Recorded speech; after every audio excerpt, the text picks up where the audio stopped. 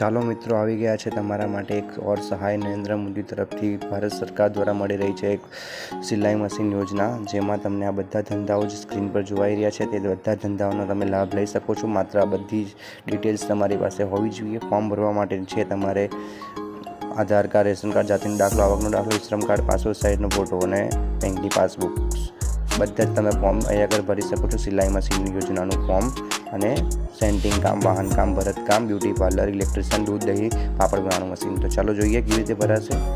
Chrome browser पर click करीશું। Click करिए बाद यहाँ पे हमको होम पेज पे आ जाना है। होम पेज पे यहाँ पे हमें सर्च करना होगा ई कुटीर। देखिए यहाँ पे मैं दिख रहा हूँ, ये यहाँ पे मैं शो कर रहा हूँ आपको। यहाँ पे आपको क्लिक कर लेना होगा।